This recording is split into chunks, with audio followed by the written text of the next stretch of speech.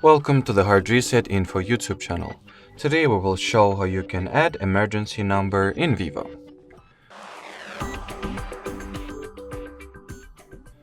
So first order of business is to add the emergency number you would like to have as your contact, then launch settings,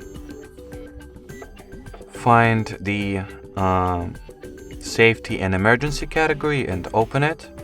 Onwards, go for the emergency information section, then at the emergency contacts section, tap at the add contact option, and then select what contact you would like to, be your emergency one, or what phone number you would like to be your emergency number in case any emergency occurs.